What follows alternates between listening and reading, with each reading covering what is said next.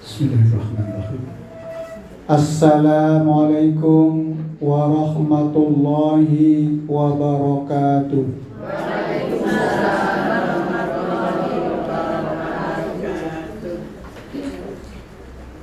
Ini masih tes ini.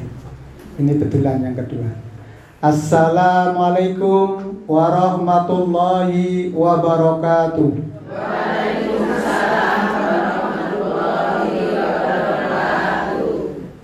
Alhamdulillah, alhamdulillahilladzi amarona bimuraatil amwali wal inqaril makhluqat wal auladil banina wal banat wa an nurabiyahum bil akhlaqi wal hasanat wa nub'idahum 'anil ma'asi wal munkarat. Asyhadu an la ilaha illallah wahdahu la syarikalah wa asyhadu anna Muhammadan abduhu wa rasuluh la nabiyya wa la rasula ba'dah. Amma ba'du. Alhamdulillah, puji syukur kita panjatkan kepada Allah Subhanahu wa taala atas segala nikmat dan karunia-Nya. Sore hari ini kita masih seperti sedia kala. Sedia kala itu kapan? Ketika masih muda ya. Jadi hari ini kita merasa masih muda. Dan kita memang masih muda, karena kita tidak tahu kapan batas yang Allah berikan. Jadi kita sudah punya jatah yang panjang. Sampai hari ini mungkin yang paling senior Ibu Mariatul ya? Paling tua. Paling. Alhamdulillah, itulah yang namanya usia biologis. Jadi usia kita itu ada dua. Yang pertama usia biologis, dan yang kedua adalah usia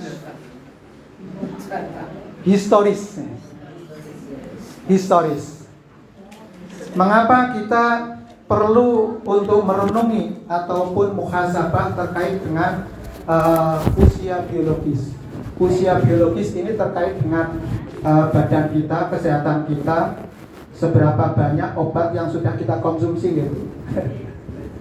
Kalau sudah senior sudah makan banyak obat atau sudah makan banyak garam? Oke, termasuk juga gendis gitu sudah.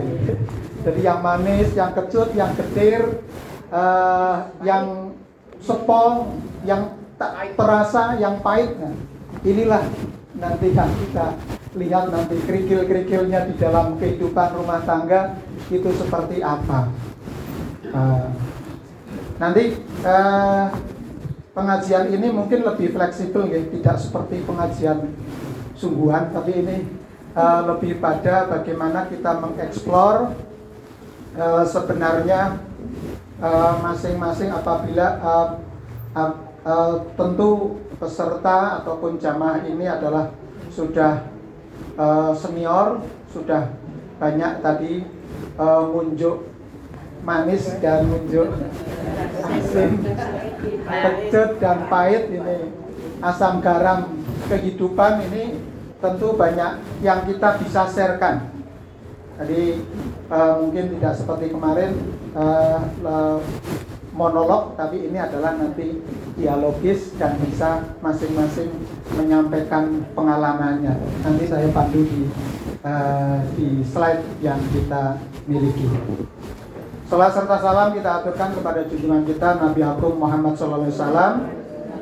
Semoga kita bisa senantiasa meneladani dan kita hadir ke sini juga meneladani ajaran yang dibawakan oleh Kanjeng Nabi Muhammad SAW. Sampai kita berserikat ataupun berperserikatan di Muhammadiyah maupun di Aisyah, ini adalah untuk melanjutkan misi kenabian. Untuk melanjutkan misi kenabian kita untuk menjalankan fungsi-fungsi Khalifatullah fil ard. Sebagai pemimpin, karena setiap diri kita kulukum ra'in wa kulukum mas'ulun an ra'iyatihi. Setiap orang itu adalah pemimpin. Dan setiap pemimpin akan dimintai pertanggungjawaban akan kepemimpinannya. Demikian juga kita sebagai pribadi itu juga akan diminta pertanggungjawaban kita sebagai pribadi untuk sejauh mana ayyukum ahsanu amalan. Di dalam surat Tabarok atau Al-Mulk ayat 2 itu liyabluwakum ayyukum ahsanu amalan. Untuk menguji siapakah di antara kita yang terbaik amal solehnya. Jadi pada hakikatnya kehidupan yang kita jalani adalah sedang kompetisi. Kompetisi apa? Adalah lomba, bukan lomba HUT RI ya. Ini sudah wajah-wajah sumringah baru lomba nih. Saya juga tadi ngantar istri juga habis lomba di kampus. Dapat enggak? Ya, kita semuanya ini hakikatnya adalah sedang berlomba. Maka di dalam ayat yang lain kita juga senantiasa dituntut untuk bercepat-cepat, untuk fastabiqul khairat, berlomba-lomba di dalam kebaikan. Maka ketika panjenengan rawuh ke sini sudah berarti Anda itu sudah the winner, sudah menjadi pemenang. Nah, sudah menjadi pemenang. Karena kita bisa menyingkirkan hawa-hawa nafsu yang senantiasa mempengaruhi langkah-langkah kita yang kita jalani.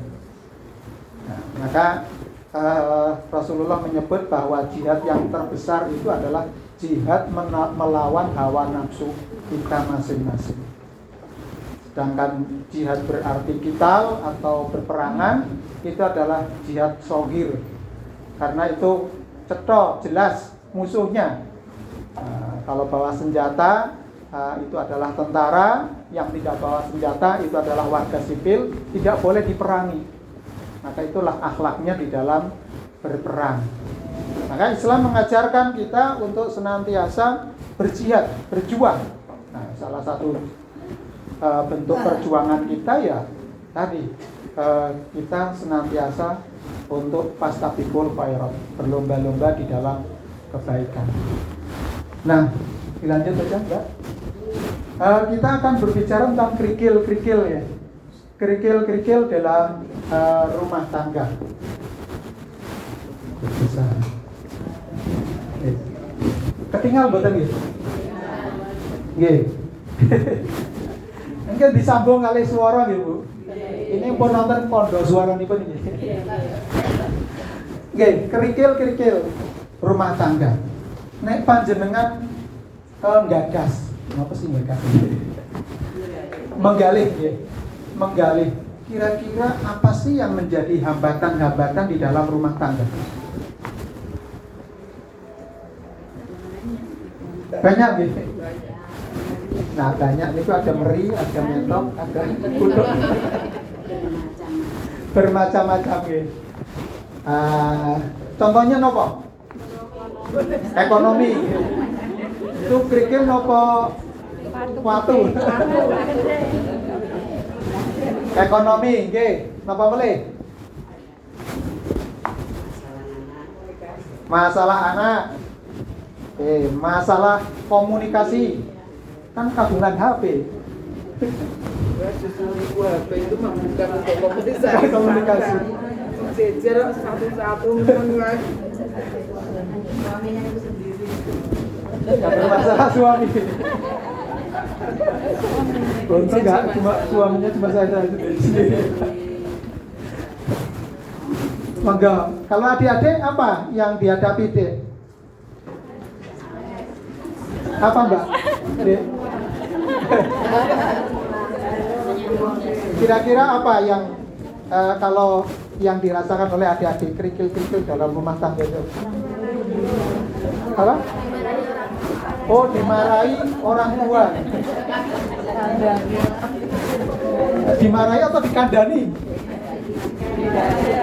Dinasehati. Dinasehati pakai nada re atau do?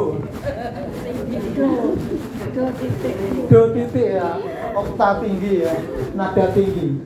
Tapi kalau ngandani sing alon tapi yo nyakot ning ati. Mak jelek gitu.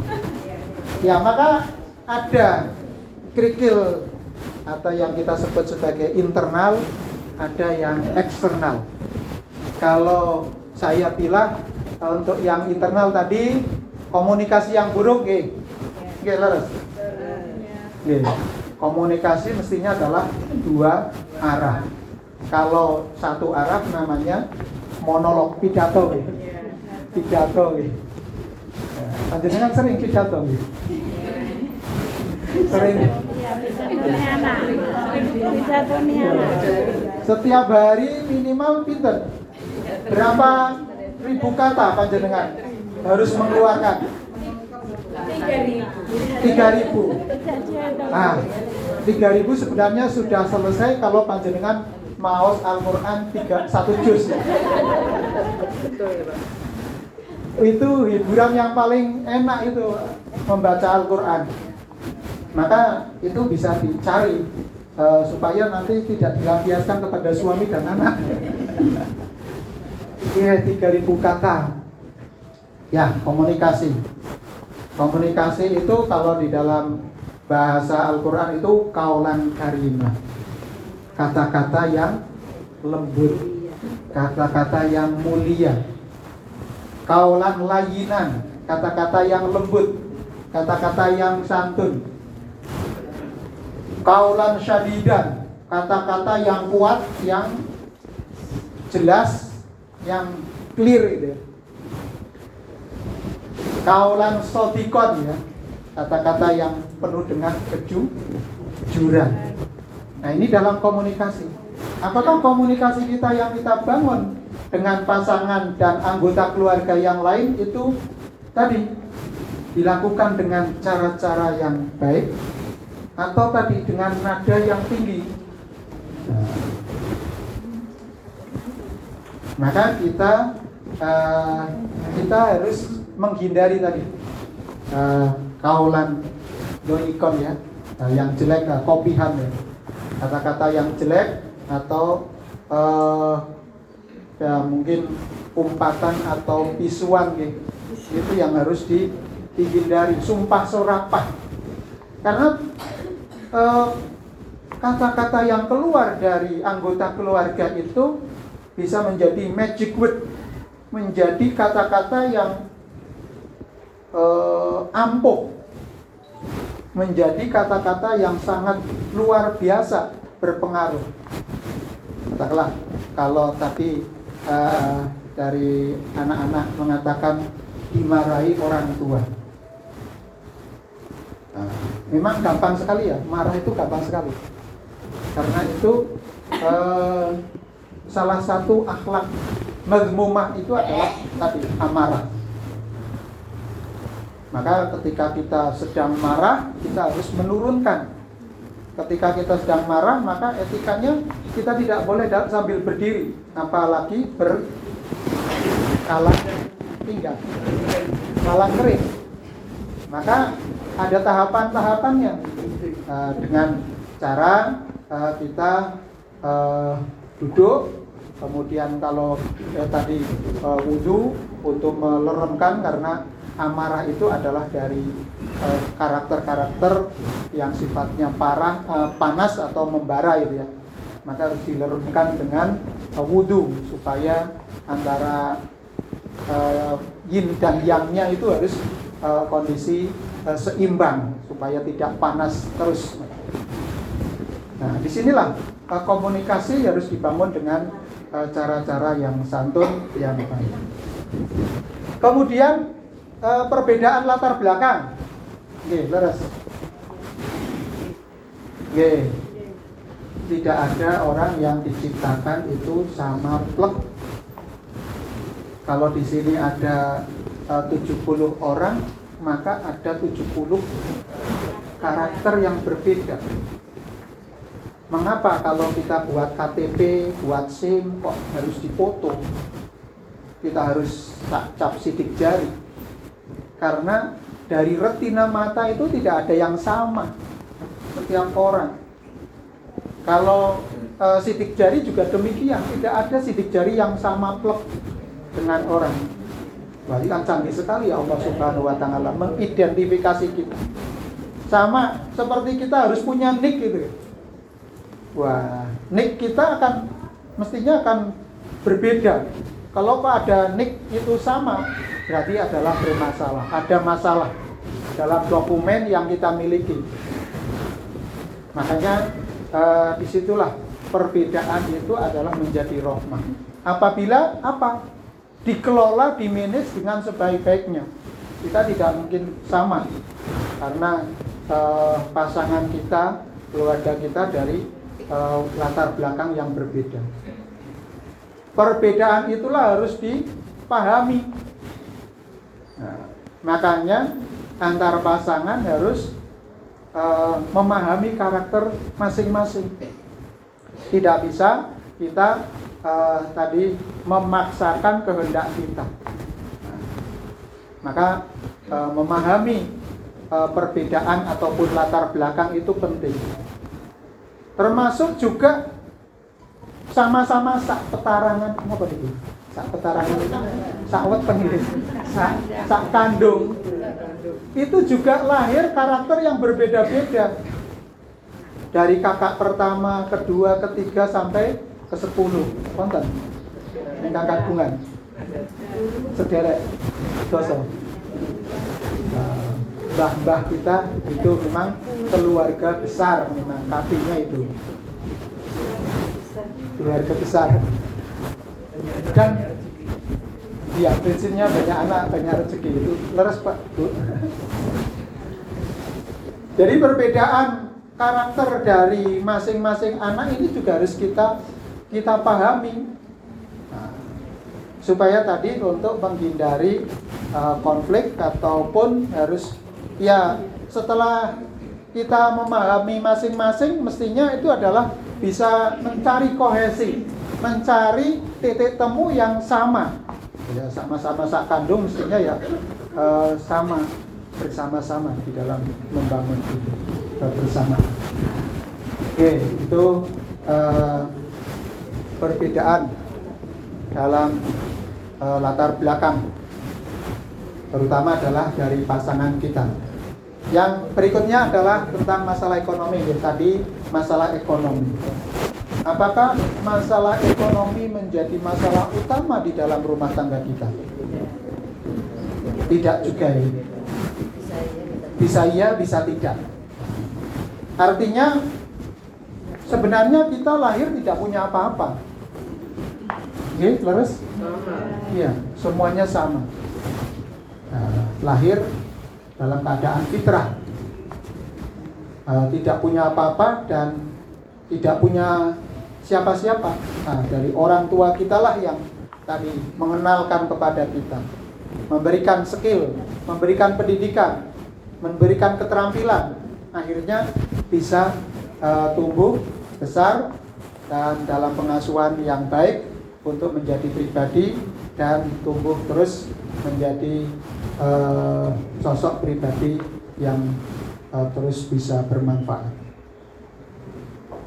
Nah, maka ketika seorang mau menjalin ataupun membangun keluarga, maka di dalam ayat disebutkan yuhnihumullah, Allah itu akan memberikan kekayaan kepada pasangan itu.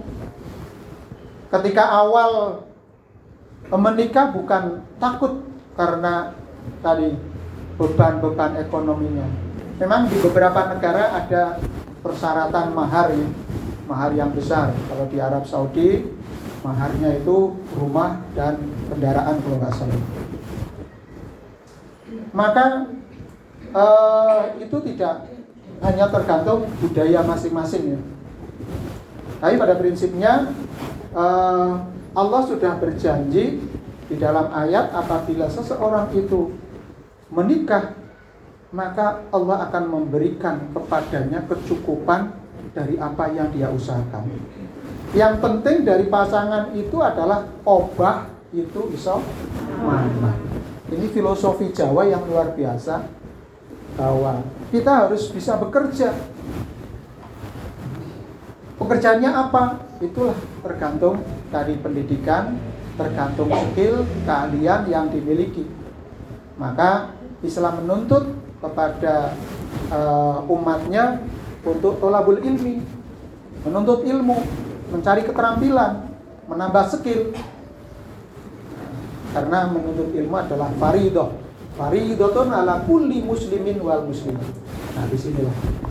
Maka dengan pendidikan orang itu akan tadi otomatis dituntut sesuai dengan pendidikannya, berusaha keras untuk mengerahkan segala potensinya untuk mencari pendapatan atau bekerja dengan pendidikan yang dimiliki. Maka Muhammadiyah mengapa? Membangun sekolah-sekolah, membangun pesantren, membangun panti-panti, supaya pendidikan di dalam keluarga, warga atau masyarakat ini bisa terjamin. Tidak ada anak yang usia sekolah dolan di jalan-jalan, justru adalah mengemis, meminta-minta. Nah, ini maka dilarang. Agama tidak menganjurkan. Maka ayyadul ulya afdalu min yadis sufla. Tangan di atas lebih mulia daripada tangan yang di bawah. Maka Muhammadiyah mendirikan panti untuk tadi membina, memfasilitasi agar anak-anak tumbuh kembang dengan baik di panti-panti Muhammadiyah maupun Aisyah. Jadi itu, karena pendidikan itu akan menjadi gaman, pendidikan akan menjadi modal untuk menghadapi masalah-masalah yang dihadapi. Karena pendidikan itu tidak hanya untuk mencari lapangan pekerjaan, tetapi adalah bagaimana seseorang itu bisa terampil mengatasi masalahnya sendiri. Makanya ada yang dilatih adalah bagaimana kognisinya, cara berpikirnya, mindset berpikirnya. Itu yang penting untuk dibangun, untuk dirubah. Tidak hanya menghafal saja, tetapi diperintahkan kita untuk memikirkan, berpikir. Nah, dengan berpikir kita terus berkembang, terus tumbuh dan terus menjadi lebih baik. Ya, tentu ya, masalah ekonomi menjadi masalah, tetapi itu nanti kembalinya bagaimana. Maka setiap keluarga memang harus mempunyai financial planning itu, planning keuangan. Mungkin terkait dengan pemasukan dan pendapatan yang harus diperhatikan. Memang godaannya itu sangat luar biasa, maka setiap keluarga harus bisa mengerem dan harus bisa memetakan apa yang menjadi kebutuhannya, apa yang menjadi kebutuhan ataupun keinginan, itu harus dipilahkan. Jangan didahulukan keinginannya daripada kebutuhannya, tapi utamakan kebutuhannya. Yang berikutnya di sisi internal ini adalah kurangnya waktu yang berkualitas. Nggih, leres? Nggih. Rapat terus nih Ibu Aisyah. Seminggu ping pinten Bu Maria Ben? Betul tentu, bahkan bisa ping sekawan. Injing kalih siang tunggal sonten tunggal melih. Tapi ada waktu-waktu tertentu bersama keluarga, itulah yang namanya me time, meeting time gitu ya. Waktu bertemu yang berkualitas. Tidak lamanya kita bertemu, tetapi adalah kualitas pertemuannya. Tapi memang juga selain lamanya juga kualitasnya. Yang prinsip adalah setiap orang bisa mencurahkan apa unek-unek yang ada di dalam. Tadi saya diskusi ataupun workshop bersama jaringan lembaga-lembaga yang menangani berbagai kasus kekerasan perempuan dan anak dan difabel di Sukoharjo.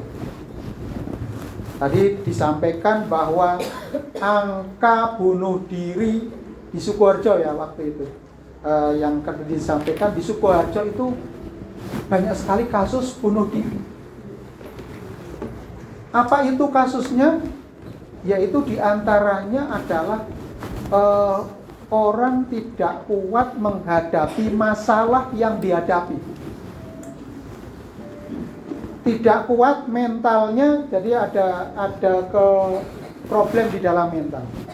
Makanya panjenengan rawuh di perkumpulan, perserikatan, di pengajian itu penting untuk tadi menerapi, untuk merabuk jiwa kita.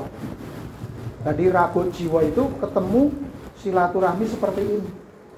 Dan kita bisa wawan pangandikan setelah atau sebelum acara ini dengan saudara-saudara sekalian.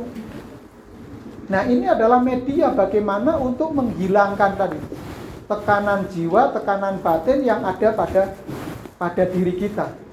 Tadi karena setiap orang itu minimal 3.000 kata. Kalau tidak sempat ngaji ya tadi harus keluar, harus menceritakan, harus menyampaikan unek-unek kepada orang lain. Nah, ini yang harus kita lakukan. Kita harus komunikasi dengan orang lain. Ada beberapa ciri-ciri. Di antaranya adalah orang yang sudah tidak mau bergaul dengan orang lain, tidak mau ketemu orang lain. Nah, itu ada beberapa cirinya. Kemudian 3 hari tidak mandi. Kalau sudah lebih dari 3 hari itu suruh mandi angel, nah ini bahaya. Ini harus ciri-ciri. Salah satu ciri nggak mau mandi. Padahal kalau sudah mandi itu sangat fresh itu, seger gitu. Capeknya seperti apa enggak? Buis gitu. Pulang kerja langsung tidak review. Nanti pulang mandi langsung fresh lagi, seger. Jadi dengan tadi sudah tidak mau mandi, sudah tidak mau menyendiri, berarti itu adalah ciri-ciri yang harus didekati. Maka lingkungan keluarga itu harus proaktif tadi, harus kondisif, menciptakan lingkungan yang bisa mereka terurai masalahnya apa. Nah, dari kasus-kasus yang bunuh diri itu, ya tadi ada masalah, kemudian hanya ada satu teman yang bisa untuk tempat curhat, tapi tiba-tiba orang itu kemana? Pergi atau meninggalkan. Nah, maka itu dibutuhkan media ataupun lingkungan atau keluarga yang harus support, saling mendukung, supaya tadi beban-beban psikologis yang ada pada diri kita itu bisa terurai, bisa keluar semuanya. Jadi kualitas di dalam rumah tangga itu penting. Kemarin saya menulis satu artikel di Kompasiana, judulnya Nikmat dan Solusinya terpecahkan di meja makan. Harus gitu. Jadi di meja makan, nah, kalau di sini kan mejanya ada makanan gitu. Ini setelah selesai kegiatan atau apa, di dahar bareng bisa berkomunikasi, bisa ramah tamah. Tapi kalau di rumah, tempat yang paling strategis, yang paling baik itu untuk kumpul semua anggota keluarga itu adalah di meja makan. Kalau bapak ibu hanya di kamar, tapi nggak mungkin anak akan ikut ke kamar semuanya, kan terbatas. Maka di meja makan semua anggota keluarga, ayo kumpul ora kumpul, mangan tadi. Mangan ora mangan kumpul. Ya, harus kumpul bersama anggota keluarga yang lain, terus memecahkan saling bercerita. Ini harus disadari sekarang. banyak terapi-terapi psikologis yang berhasil mengurai tadi kecenderungan anak yang menyendiri di kamar. Kalau waktu makan dioprak-oprak, ayo duduk sama di meja. Kita lihat mereka ada perubahan apa hari ini. Karena sering di rumah banyak orang, tetapi ada anggota keluarga yang tetap menyendiri. Ini harus dipecahkan, harus dikomunikasikan. Harus ada yang nyerateni supaya untuk bisa duduk satu meja di meja makan. Itu adalah waktu yang sangat me time ya, waktu yang sangat baik untuk tadi ngandani, nyeramai, bercerita, nyeneni. Kalau bisa jangan diseneni.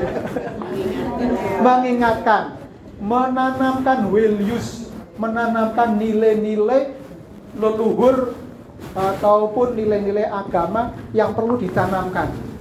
Kalau orang habis makan itu banyak sekali yang bisa diserap itu. Karena energinya penuh, daya tangkapnya itu lebih banyak. Makanya biasanya kalau lobi-lobi tingkat tinggi itu juga di meja makan. Contohnya Bu Megawati rodok kres karo Pak Prabowo undang makan nasi goreng bareng. Pak Jokowi undang beli. Begitulah di meja makan ini masalah keluarga, masalah pekerjaan, masalah apa saja bisa diselesaikan dengan musyawarah. Maka kualitas pertemuan di dalam rumah tangga itu sangat penting. Kurangnya pemahaman keagamaan. Iya, Laras? Iya, biasanya ada perbedaan. Gimana? Campur tangan itu eksternal nanti gitu. Pindah, belum dipindah. Jadi kurangnya pemahaman agama. Jadi setiap keluarga itu harus terus meningkatkan kualitas dan kuantitas pemahaman keagamaannya. Maka ngangos pergi ke pengajian, ke majelis taklim, ini adalah tuntutan kebutuhan hidup untuk kita bisa melengkapi atau menyempurnakan agama kita. Karena tadi silaturahmi itu banyak faedah, banyak manfaat, banyak hikmah yang bisa kita petik. Di antaranya tadi Rabu Jiwo itu ya silaturahmi, ketemu dengan banyak orang. Maka kurangnya pemahaman keagamaan bisa dikikis, bisa dihilangkan tadi dengan hadir di majelis-majelis ilmu. Dan bisa juga kalau nanti di YouTube ataupun di media-media sosial itu memang biasanya sangat terbatas. Karena itu membutuhkan pemahaman kita. Kadang nonton YouTube ngaji tapi karo sare, kemudian mak tekluk hilang.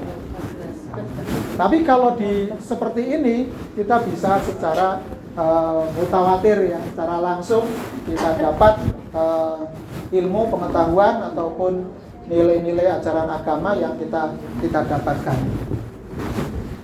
Kemudian ego dan gengsi. Ya, Laras? Ya, setiap kita itu punya ego, punya keinginan. Ya. Maka keinginan kita itu harus diungkapkan kepada pasangan kita, keluarga kita. Jangan kita pendam sendiri. Bahkan kalau punya program besar keluarga, harus disampaikan supaya semua anggota keluarga support. Contohnya mungkin anaknya mau kuliah melanjutkan di mana. Maka anggota keluarga itu tahu, biar memberikan support. Jangan diam-diam, tahu-tahu pergi kuliah di tempat yang jauh, tidak ada kabar keluarga. Karena doa keluarga itu sangat penting sekali. Akan membersamai, akan terkenang. Maka di situ masing-masing anggota keluarga itu bisa mengungkapkan keinginannya, harapan-harapannya di antara anggota keluarga yang lain. Kemudian kalau memang ada masalah, ada sesuatu yang harus dipecahkan, ya harus dipecahkan.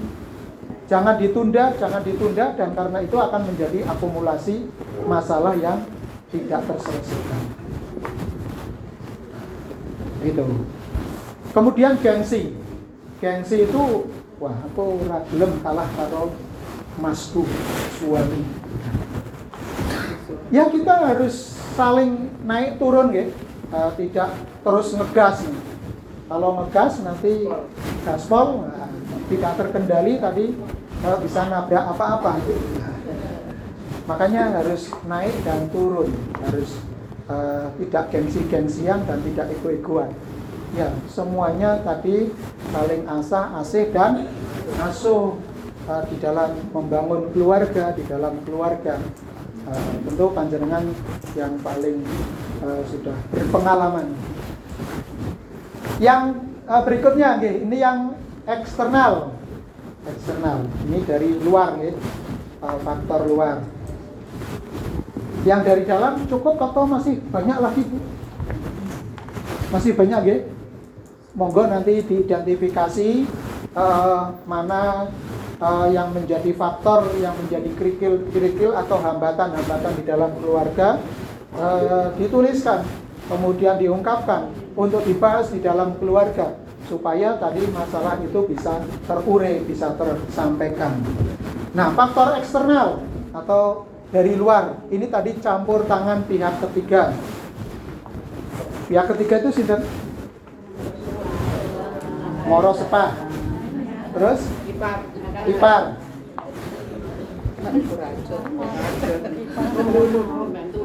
Pembantu.